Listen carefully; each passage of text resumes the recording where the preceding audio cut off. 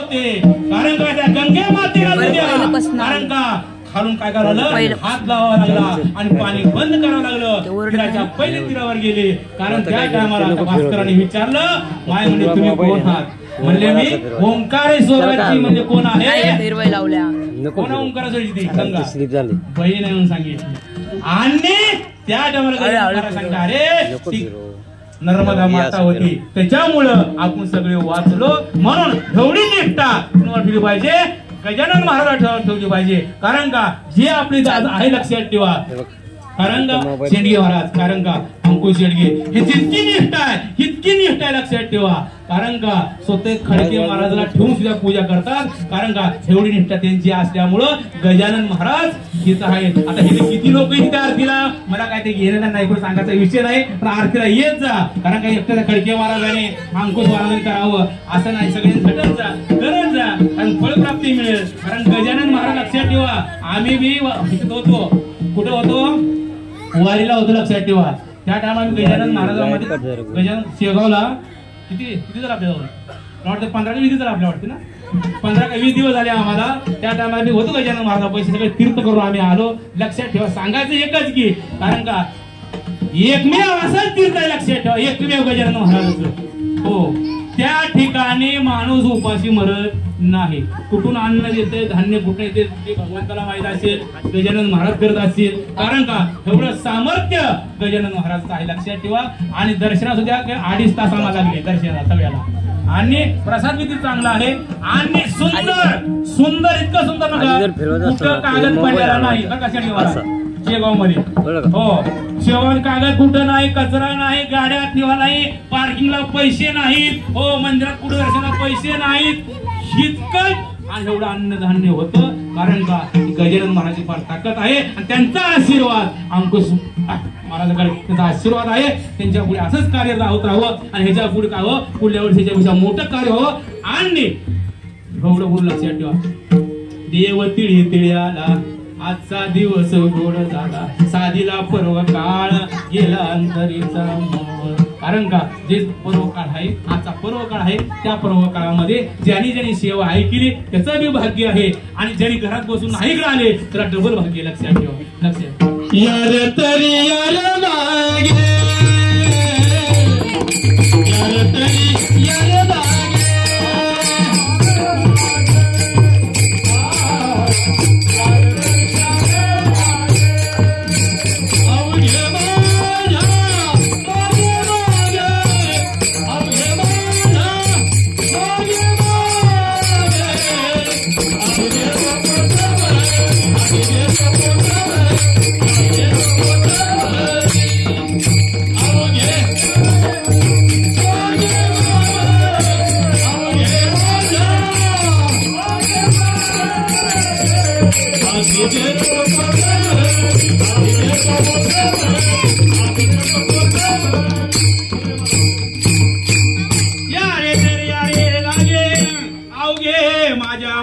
मागे आज देतो पोट भरे तुम्ही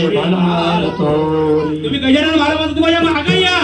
महागा आल्यानंतर तुम्ही पोटभर देणारच आहे आणि देणारे सगळे अंकुश दुसरं कोण देणार लक्षात ठेव ती त्यांची निष्ठावंत भक्ती आहे निष्ठावंत भाव भक्ताचा स्वधर्म निर्धारे वर्म चुकवणे म्हणून त्या गणिता करू संतांचं भजन करू ज्ञानेश्वर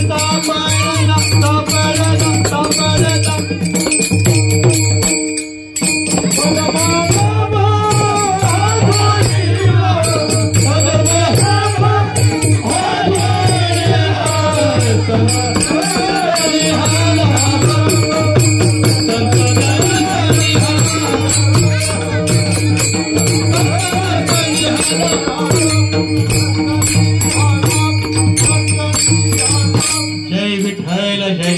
विठ्ठल